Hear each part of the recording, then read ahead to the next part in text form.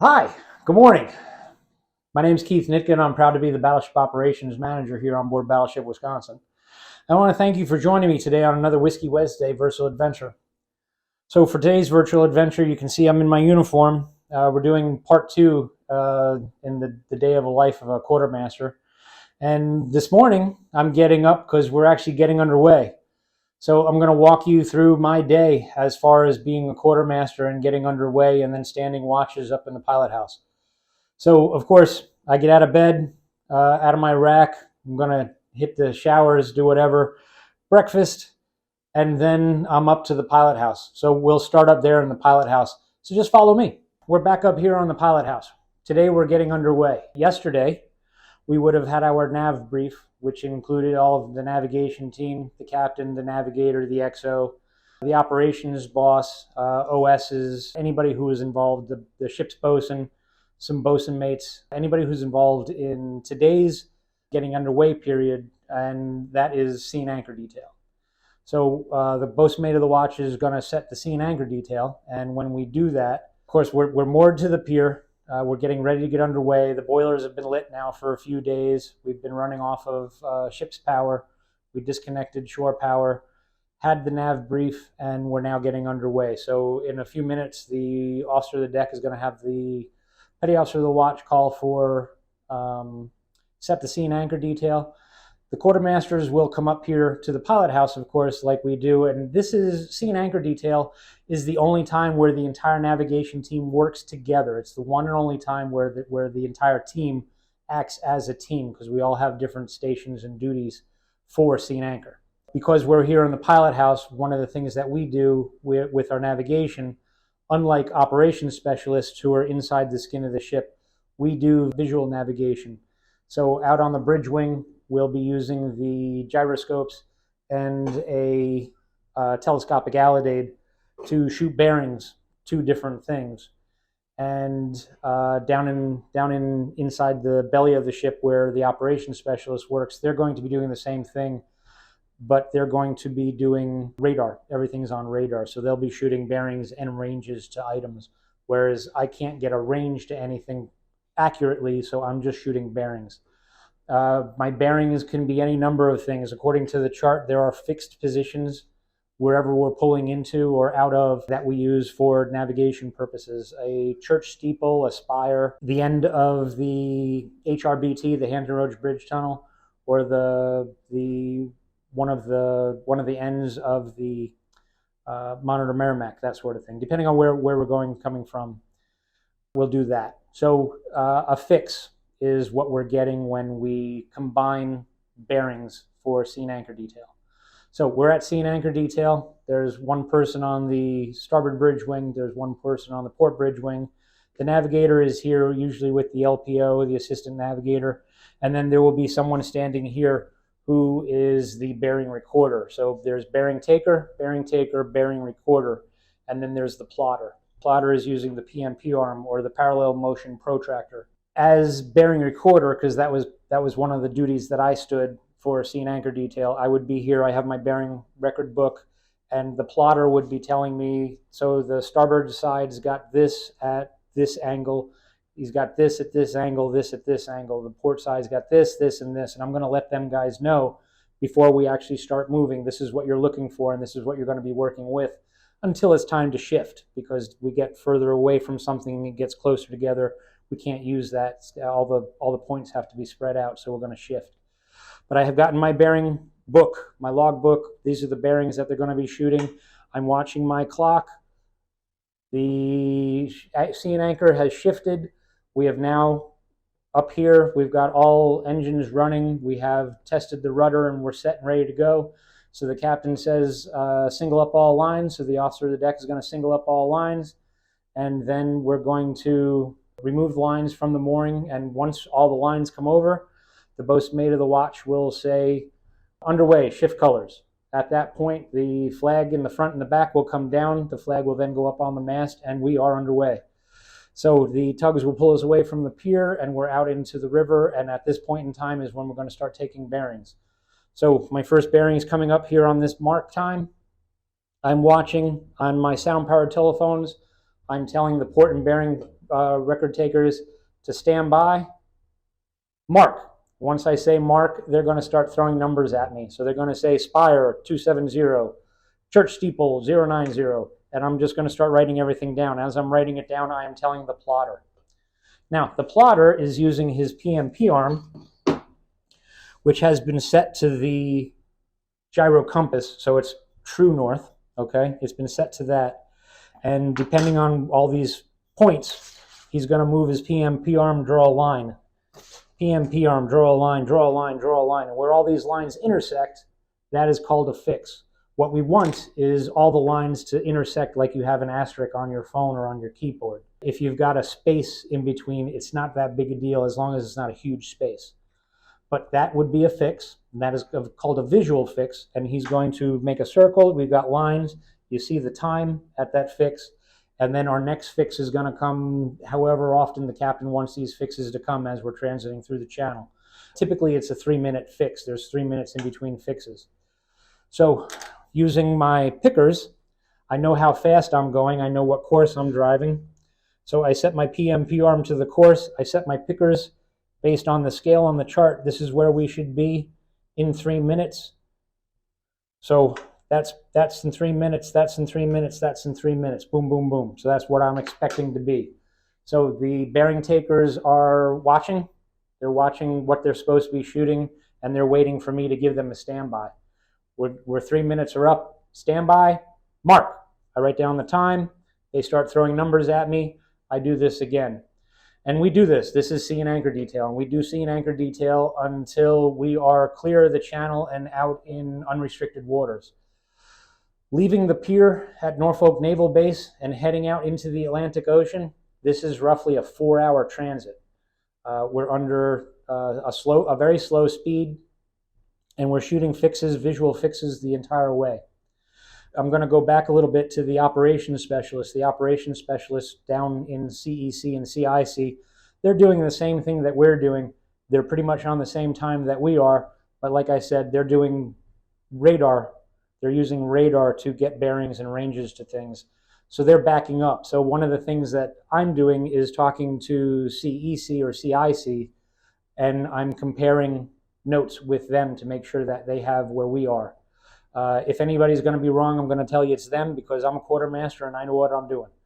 But that's what we're out here doing. So sea and anchor detail gets us out into unrestricted water.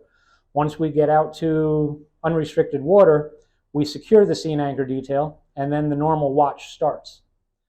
So sea and anchor has ended. I am now part of the normal watch, whatever time it is. My time is going to be up at the end of that 4-hour period. So we worked 4-hour watches here up in the pilot house. Quartermasters did anyway. 8 to 12, 12 to 1600, 1600 to 2000, 2000 to midnight, midnight to 4 a.m., 4 a.m. to 8 a.m., so on and so forth. And there were 2 of us on watch at either time. As a second-class quartermaster, I was the watch supervisor. I was normally standing watch with QM3 Kevin Kirk. He was the quartermaster of the watch. I was the quartermaster of the watch supervisor. I could fill in for him if he was out running somewhere, taking bearings, or if he was getting numbers off of Omega or GPS, Loran Charlie, whatever in the pilot house. I could be out here. I've got the deck log. I can log any number of things that happen. If I need to make a course correction or something like that, I can do that. But that's what's happening here. So the tools of the trade here for the quartermaster, of course, is your pencil. I've also got a pen for my deck log, because the deck log is the official record of everything that happens on board the ship when it's out at sea. Then I've got my pickers, and I've also got my compass. So the compass is, one end is a picker, the other end is a pencil.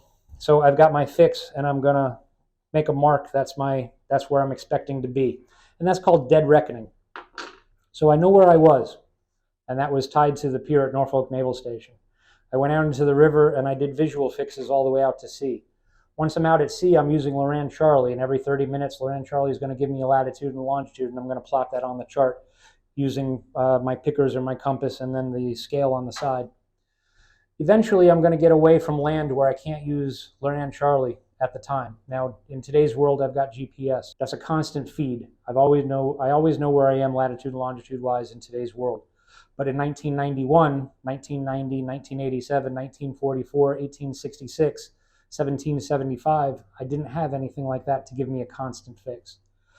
We have on board Omega. I talked about Omega in the last episode. Omega is the precursor to today's GPS. There are stations around that give us information. If I'm close to a couple of stations, it'll triangulate and give me a fix of where I am. Eventually, I'm going to get out there and I don't have a fix. So I'm working off of Dead Reckoning. Dead Reckoning is, this is where I expect to be based on my course and speed at this time since my last actual fix. I know where I was here. Based on my course and speed, I should be here. Now, Dead Reckoning happens until I can get my next fix. My next fix may come when Omega goes ding and I can get a number off of Omega, or it's going to happen when I shoot stars. Something that navigators have done since the beginning of time is use a sextant or something similar to a sextant back in the day. And we would use this to get our fixes. Now, the sextant is a one-arm piece. It's got a swinging arm here that's attached to a mirror. And then the eyepiece is looking through a clear piece of glass that is split with a mirror. And what I want to do is take a celestial body, the sun, the moon, the stars that I can use for navigation, and I can bring them down to the horizon. When I do that using this piece, using the sextant, I'm taking the number that's here on this swinging arm. And that, with some math, is going to tell me, based on a couple of stars, I need at least 3 to make this work. But this, doing math with 3 stars, is going to tell me where I was when I did this, when I took that fix, when I got those numbers. When shooting evening stars, when shooting morning stars, I am shooting at what's called nautical twilight. Nautical twilight is the 15 minutes or so before sunrise and the 15 minutes or so after sunset. That is the point where the sun has gone down. It is now below the horizon, but it is still high enough close to the horizon to give light up in the atmosphere. Under optimal conditions, there are 6,000 stars that can be seen by the naked eye at any given time in the evening during twilight, and then of course into the nighttime. I've got my arm here, my moving arm that's attached to the mirror, and I'm going to grab my star and I'm going to pull it down to where I'm splitting it actually in half. I've got half of it below the horizon, the other half of it above the horizon, and I'm going to say mark. When I say mark, the person who is with me is going to take the time on his watch, and then I'm going to give him the number that I read here. So I've got 1 star, I'm going to do another, I'm going to do another, I'm going to do another. So I'm going to have, hopefully, a pretty tight fix where I've got 1 line intersecting with another line, intersecting with another line, possibly intersecting with another line. I want at least 3 lines to intersect, and I want them real close, if not right on top of each other. And that is our exact point at that moment based on navigation based on celestial navigation using the sextant and the stars. All through the night, if I don't get Omega, and I'm not using Loran Charlie because I'm not close enough, I'm dead reckoning all the way out to where I'm expecting to be for nautical twilight in the morning. And then hopefully nautical twilight in the morning comes. Why may it not come? Could be overcast, could be raining. I could be out at sea in a snowstorm. If there's something obscuring the stars in the atmosphere, I'm not shooting any fixes using stars, so I'm continuing to dead reckon. Dead reckoning is great. In a perfect world, it's fantastic because based on my course and my speed, I know where I'm going to be at this time and at this time and at this time. One of the things that I'm using to help me with that is this Weems and Plath nautical slide rule. It's referred to by quartermasters as a whiz wheel. And the whiz wheel, what it tells us is I can use it to figure out how fast I need to go if I've got to go to point B and I've got this much time to get there. So I can use the whiz wheel to tell me how fast I need to go. The whiz wheel is also going to tell me at the speed how far I'm going to be at certain intervals. So I can use that as well. That's one of the tools that we use. What's working against me out at sea? The wind and the sea. Set and drift is what it's called. The wind can be pushing against us, so I'm going in this direction, but the wind is pushing me here. So even though on my chart I've got my line here, based on set, I may be off to either side. Drift is the sea state itself. If I'm going in that direction, maybe the sea is coming towards me really hard, or it might be coming against me at an angle exceptionally hard. It's pushing me. So in that case, not only is it keeping me from doing the speed that I'm expecting to be, because my speed that I've got the ship set at is 16 knots, but based on the drift of the ocean pushing me back, I may not be getting 16 knots out of the ship. I may only be getting 15 and a half or 14 or 13 in a really bad case. So where I'm expecting to be in 30 minutes based on 16 knots is where I'm not actually going to be, because I'm only making 13 knots. So set and drift is working against me. My DR, my dead reckoning, is great, but when I have those things in play, I'm really not going to know where I am, because without a fix telling me this is where I am or where I was at the time, I have nothing to work off of. So in the 1980s, the 1990s, the 1940s, 1776, it's a very antiquated system in comparison to today's world, but it was something that quartermasters had to contend with on a regular basis, and it was something that we just normally expected when we were out at sea. We've done our fixes. We've made our transit across the Atlantic Ocean. We're going to pull into the first port that we're set for a port of call.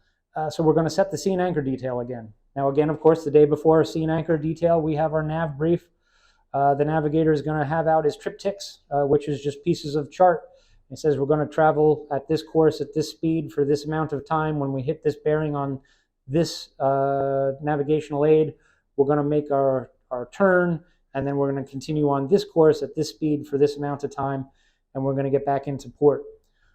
That is planned out well before we get into port. Once we start, we're going to set the sea and anchor detail. Sea and anchor detail comes back to work, and we take up our positions again. Now, I may not be the bearing recorder at this time. I may be actually shooting bearings, but we all rotate through different jobs. If somebody needs a little bit more training on something like the other, they'll be working at that more often, but that is that.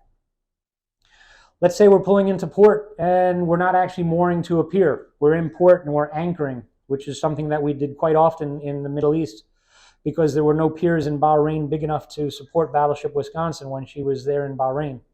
So in Bahrain, we were anchoring out. When we get to our anchorage spot, based on the chart, we shoot some fixes. This is where we are. I'll stop on the engines. This is where we're sitting. We're here. We're good.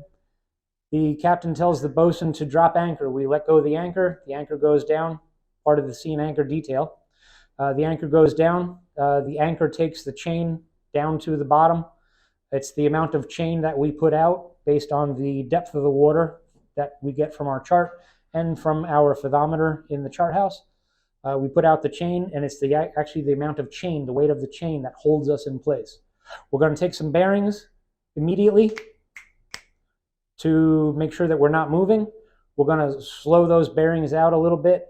We're still not moving. Once the navigator is sure that we are not dragging anchor, we're not moving, we're stationary, he will let the captain know. The captain will then either decide to secure sea and anchor detail, or maybe he wants to sit for just a little bit longer. He may have a hinky feeling about something. But once we are secure based on our anchor, we're going to drop anchor. The quarterdeck, where now the bosun mate is going to say anchored, shift colors. The American flag will come down from the mast. It will go up in the front and the back of the ship. The deck log will move from the pilot house down to the quarterdeck, because now that is the center of the daily operations of the ship. But myself, it's my turn on the watch. I've now got the anchor watch. So the telescopic alidades are still out on the bridge wings. I know my points every 30 minutes or every 15 minutes, depending on the weather. If the navigator wants to go to every 10-minute fixes, if it's really heavy winds and seas, I'm just going to go out and I'm going to shoot bearings. And hopefully, we're not going to move. The bearings will stay exactly the same for the entire time that I'm on watch. That is then being at anchorage. So at anchorage, based on the navigator's recommendations, we take bearings to different items or different objects around us, just like we do for seeing anchor detail. We're getting underway again. We set the scene anchor detail. Out to sea we go, and it's the same process over and over and over again. Out at sea, I'm shooting stars. I'm getting fixes off of Omega or Loran Charlie if I'm close enough. If I'm at anchorage, I'm shooting bearings. I'm moored to a pier. I get to go on Liberty. Just a constant rotation of that. But that is a day in the life of a quartermaster out at sea. Somewhere in there, I'm going to find time to eat, and then hopefully I'm going to get some time to sleep when I don't have charts to correct or deck logs to approve or go over. If I don't need to swab and shine the deck or take care of the bright work up here on the ship, on the bridge. But that is a day in the life of a quartermaster out at sea. And how I tell people, I don't necessarily shoot the guns, but if I can't get the ship from point A to point B where the gunner's mates who shoot the guns can actually shoot the guns, we might as well just be a cruise ship, because if I can't shoot the guns, I'm not doing what the Navy wants me to do. And we all work together. We're just cogs in a machine, and we all work together to reach that same goal, the mission of the ship. I want to thank you for joining me today on this Whiskey Wednesday virtual adventure. Come out to the ship. Talk to us about different things. You can come up here in the pilot house on a guided tour, the command and control tour. You can get to see these items, and the tour guide should be able to tell you a little bit about what it is that I, as a quartermaster, do on a regular basis up here in the pilot house. But thank you, and have a good day.